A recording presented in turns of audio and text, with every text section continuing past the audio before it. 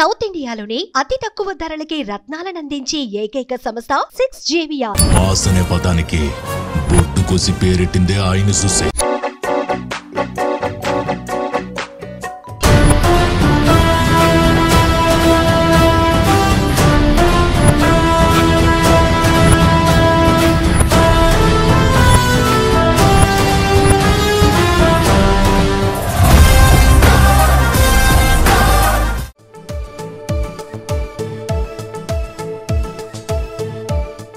అందరికీ నమస్కారం. నేను Swarupa Potlapalli. Welcome to Suman TV.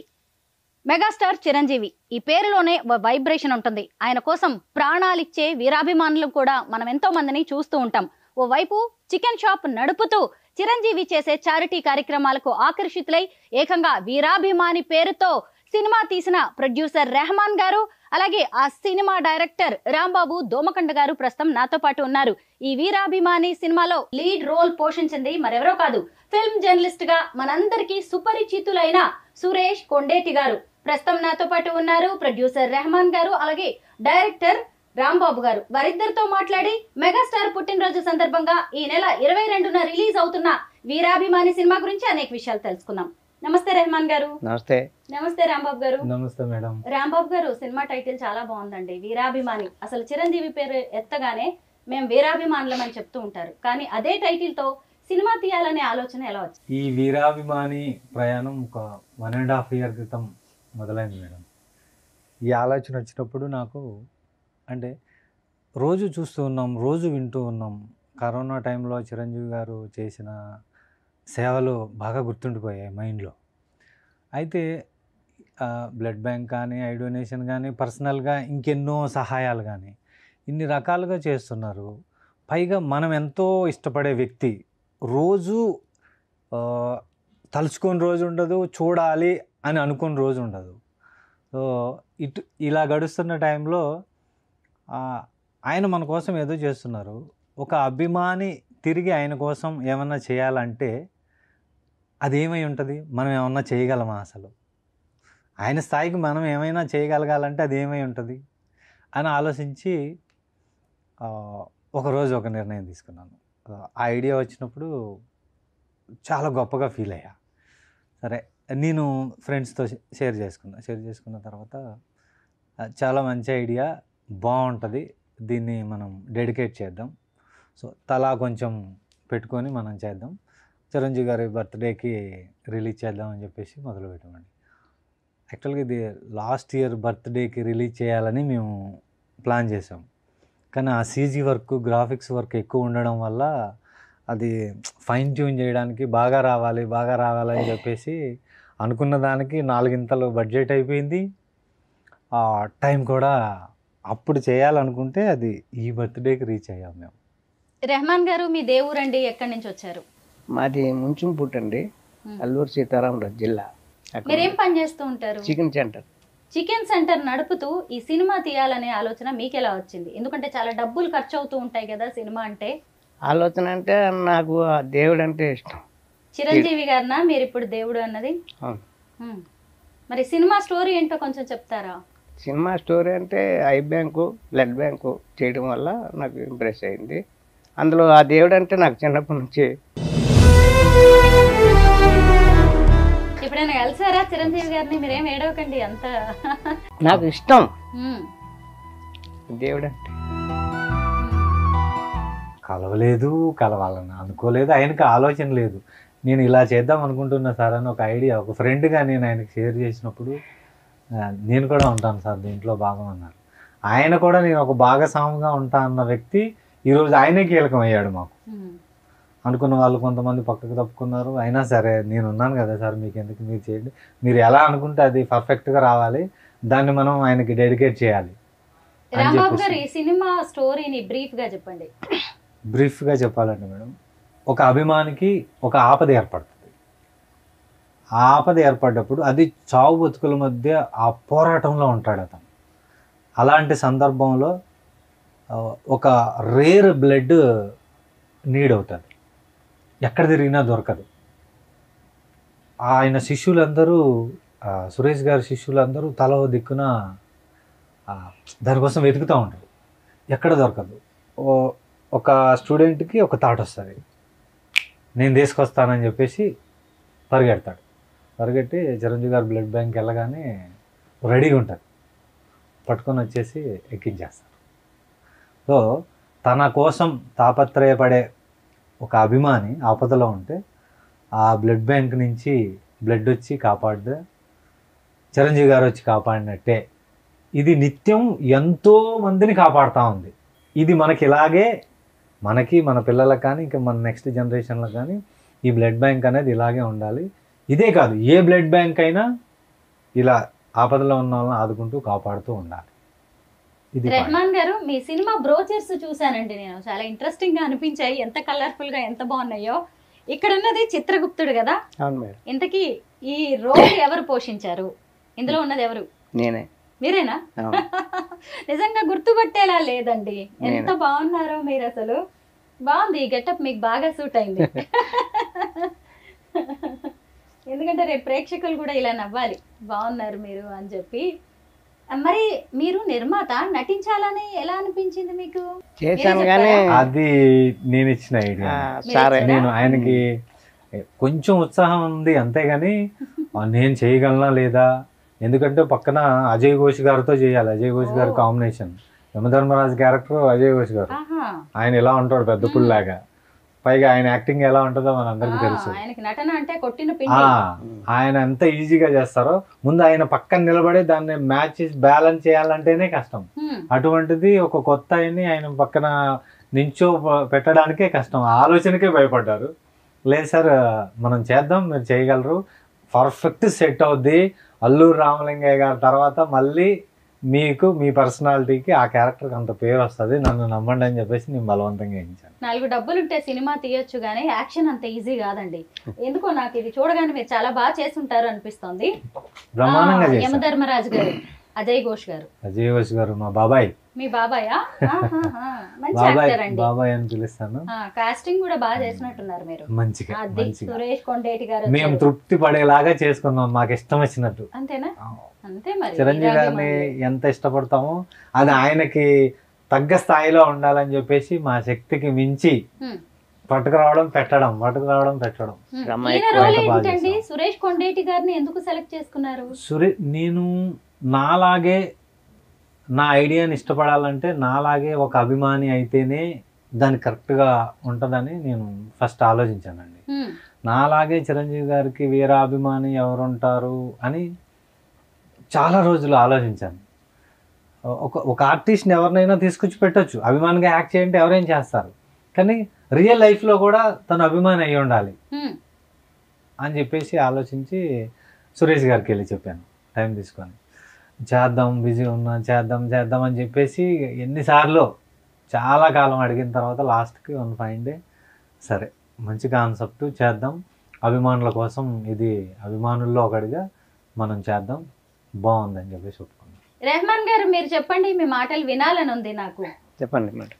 ఇక్కడ సురేష్ కొండేటి గారు, అజయ్ ఘోష్ గారు, ఏంటి ఈ సీన్? వేర్వేరు సీన్స్ అనుకోండి. అవును, అంటే అక్కడ పుట్టమని తినేస్తారు ఆయన, అక్కడ ఆయన నించున్నారు, నేను ఆ పక్కన ఉంటాను అన్నమాట.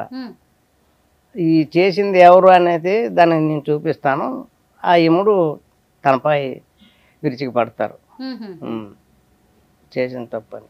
మీరు ఎవరినైనా వీళ్ళని పెట్టుకుందాం వాళ్ళని పెట్టుకుందాం హీరో హీరోయిన్లు కానీ సజెస్ట్ చేశారా? లేదు మేడం. లేదా? అంత రాంబాబు గారే చూసుకున్నారు. డ్రమ్స్ రాంబాబు గారిగా ఆయనకి ఇండస్ట్రీలో మంచి పేరుంది. మొత్తానికి వీరాభిమాని సినిమాతో ఇంకా మంచి పేరు రావాలని కోరుకుందాం. ఇదిగోండి, ఇది కూడా బాగుంది. అమ్మ మీరున్నారు ఇక్కడ ఇందులో. వెరీ నైస్ అండి. అంటే సినిమా తీయడమే కాకుండా మీకు కూడా నటించే అవకాశం, మంచి పాత్ర దొరకడం అనేది కూడా అదంతా రాంబాబు గారు సెలవే. అంతేనా? అవును. ఈయన ఎవరండి? అఘోరానా? అఘోరా కూడా ఉన్నాడా ఈ సినిమాలో? పవర్ఫుల్ క్యారెక్టర్, చాలా బాగా చేశాడు. ఎవరైనా? తమ లక్ష్మీనారాయణ అని మంచి ఆర్టిస్ట్, చాలా బాగా చేశాడు. అతను సీన్ వచ్చినప్పుడైతే ఇంకా రోమాలు నిక్కర కొట్టుకుంటాయి. ఈ సురేష్ గారి క్యారెక్టర్ ని మోటివేట్ చేసి ఒక కొత్త దారిలోకి నడిపించే క్యారెక్టర్ అఘోరా, చాలా పవర్ఫుల్ గా ఉంటది. రేపు మీరు 22వ తారీఖున చూస్తారు, మీకు కూడా అదే ఫీలింగ్ కలుగుతుంది. మొత్తానికి చారిటీ చిరంజీవి అని చెప్తున్నా గానీ దీని వెనక ఏదో ఒక లవ్ స్టోరీ ఉన్నట్టుగా ఉంది. ఈ అమ్మాయి ఎవరు? హీరోయినా? దీంట్లో జయక్రిష్ అని తర్వాత అక్షయ్ ఖాన్ వీళ్ళిద్దరు ఈ సురేష్ గారి డ్యాన్స్ ఇన్స్టిట్యూట్లో స్టూడెంట్స్. వీళ్ళిద్దరైనా hero heroines? వాళ్ళిద్దరి మధ్య ఒక పెయిర్ అంతే, హీరో హీరోయిన్స్ అంటూ కాదు, ఒక పెయిర్. వాళ్ళిద్దరు ఒక జంట, వాళ్ళిద్దరి మధ్యలో ఒక చిన్న ప్రేమాయణం నడుస్తుంది అన్నట్టుగా ఉంటది అంతే. కానీ మెయిన్ స్టోరీ అది మన మెయిన్ స్టోరీకి దానికి సంబంధం ఉండాలి. అది ఒక ఇద్దరు యూత్ ఉన్నప్పుడు వాళ్ళ మధ్య ఎటువంటి అట్రాక్షన్ ఉంటుందో ఆ అట్రాక్షన్ మాత్రమే మనం చూపిస్తాం. పోస్టర్స్ మాత్రం చాలా ఇంట్రెస్టింగ్ గా ఉన్నాయండి, కలర్ఫుల్ గా ఉన్నాయి, మీనింగ్ఫుల్ గా ఉన్నాయి. మొత్తానికి ఏదో స్టోరీ మీరు చెప్పినంత సింపుల్ గా ఉండదేమో అనిపిస్తుంది నాకైతే. చాలా డిఫరెంట్ గా ఉంటది, మీరు చూస్తే కంప్లీట్ థ్రిల్ ఫీల్ అవుతారు, కంప్లీట్ థ్రిల్ ఫీల్ అవుతారు. ఇది ప్రతి అభిమాని కూడా రేపు అదే ఫీలింగ్ థియేటర్ లో చూస్తారు. చాలా గొప్ప పాయింట్. ఒక అభిమానికి వచ్చిన ఒక గొప్ప ఆలోచన. ఈ భూమండలం ఉన్నంత కాలం మన చిరంజీవి గారు మనల్ని ఎంటర్టైన్ చేస్తూనే ఉండాలి. రెహమాన్ గారు, మీరు ఎక్కడో అల్లూరి సీతారామరాజు జిల్లాకి చెందిన వారు, అక్కడ చికెన్ షాప్ నడుపుకుంటూ ఉంటారు. కూడబెట్టిన డబ్బులన్నీ తీసుకొచ్చేసి ఇక్కడ ఈ సినిమా మీద దారపోసారు. ఇక్కడే ఉన్నారా ఇన్ని రోజులు? అవును మేడం. ఎలా ఉంది హైదరాబాద్ లైఫ్, సినిమా ఇండస్ట్రీ జీవితం? సూపర్ సూపర్ ఉందా? ఇంకొక కొత్త సినిమా తీయాలని ఉందా దీని తర్వాత? అంటే ఈ దేవుడి కోసం ఖర్చు పెట్టాను, సినిమా తీయడానికి రాలేదు. మరి ఇన్ని రోజులు చిరంజీవి గారిని కలిసే అవకాశం అయితే రాలేదు మీకు? లేదు. అయితే మీరు చిరంజీవి మీద ఇంత వీరాభిమానంతో, వీరాభిమాని పేరుతో సినిమా తీస్తున్నారంటే ఖచ్చితంగా ఆయన సేవా కార్యక్రమాలు కూడా మీరు అనుసరిస్తూ ఉండొచ్చు. మీరేమైనా చేస్తూ ఉంటారా ఆయన చేస్తున్న కార్యక్రమాలని? అవును. ఏం చేస్తారు? పేదోళ్ళ లాంటి వాళ్ళకి పళ్ళు, ఫ్రూట్స్, అన్నదానం ఇలాంటివన్నీ చేస్తుంటాను. సార్ పుట్టినరోజు, దేవుడు పుట్టినరోజుకి, గాంధీ జయంతికి చేస్తుంటాను. రాంబాబు గారు, మీరు ఈ సినిమా కంటే ముందు ఏం చేస్తుండేవారు? నేను మ్యూజిక్ కంపోజర్ అండి. శ్రీనగర్ కాలనీలో నాకు స్టూడియో ఉంది. చిన్న సినిమాలకి music, YouTube songs, short films music compose చేస్తూ ఉంటాను. ఒక 5 సినిమాలు కూడా చేశాను. మంచిగా నడుస్తుంది.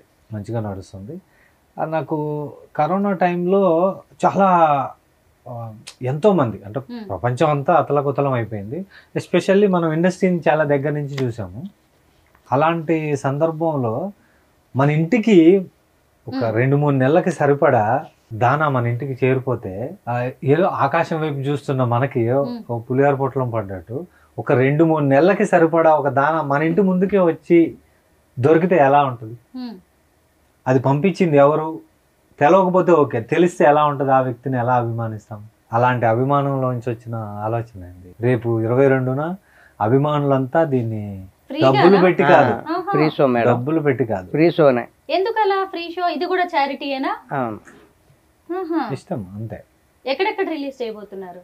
ఇది తెలుగు రాష్ట్రాల్లో 2 రాష్ట్రాల్లో కూడా చిరంజీవి గారిది 70వ పుట్టినరోజు కాబట్టి మొత్తం ఇక్కడ 35 అక్కడ 35 70 థియేటర్లలో అభిమానులకి ఫ్రీ షో. ఒక్కరోజే? తర్వాత మళ్ళీ టికెట్ పెట్టి కొనాల్సి? ఇంకేం లేదు, తర్వాత ఎప్పుడు ఎక్కడైనా సరే ఫ్రీగానే, ఫ్రీ, 1 డే ఫ్రీ. రెహమాన్ గారు, నాకైతే చాలా సర్ప్రైజింగ్ గా అనిపిస్తుంది. అంటే మీరు ఒక చికెన్ షాప్ నడుపుతూ ఉంటారు, మీ కష్టాన్ని, మీ శ్రమని, మీరు దాచుకున్న డబ్బంతటిని తెచ్చి ఈ సినిమా మీద ఖర్చు పెట్టి ఉంటారు. మరి మీ ఇంట్లో వాళ్ళు ఏమంటున్నారు? పర్వాలేదన్నారు. పర్వాలేదా? అంటే వాళ్ళు ఎందుకు ఈ డబ్బులన్నీ తీసుకెళ్ళిన వాళ్ళ ఇండస్ట్రీలో పెడితే ఎలా అని వెనక్కి లాగుతారు కదా సహజంగా మన బంధువులు, కుటుంబ సభ్యులు. మనం ఏదైనా లాగుతారు, కాకపోతే మా మిస్సెస్ కోఆపరేషన్ ఎక్కువ. ఆవిడ కూడా మీలాగే అభిమాని అయితే చిరంజీవి గారికి. పిల్లలు? 3 పిల్లలు. అంటే దేవుడి కోసం ఖర్చు పెట్టాను అంటున్నారు. దీని నుంచి నాకేదో వెనక్కి వస్తుంది అనే ఆశ కూడా మీకేం లేదు? థియేటర్స్ లోనే రిలీజ్ చేయాలి అనుకున్నారా ఈ సినిమాని? అంటే 10 మందికి తెలియాలన్న ఉద్దేశంతో థియేటర్లో రిలీజ్ చేయడానికి. థియేటర్ నుంచి మనకేమి డబ్బులు వస్తాయని కాదండి, మనం టికెట్ కూడా పెట్టాం, ఫ్రీ షో. ఇది ఆ బ్లడ్ డొనేషన్, ఐ డొనేషన్, దాని వాల్యూ ఇప్పుడు వస్తున్న యూత్కి ఇంకొకసారి గుర్తు చేయాలని. తెలియదని కాదు, ఇంకొకసారి మనం వంతుగా మనం ఒకసారి గుర్తు చేస్తే, ఎస్పెషల్లీ అభిమానులకి, ఒక్కొక్క అభిమాని ఒక 100 మందికి సాయం చేసేంత శక్తి వాళ్ళకి రావాలని, వాళ్ళు అలా తయారవ్వాలని, అలా ఇన్స్పైర్ అయ్యేలాగా ఉంటుంది కాన్సెప్ట్. ఒక్కొక్కళ్ళు ఒక చిరంజీవి అయితే ఎలా ఉంటుంది?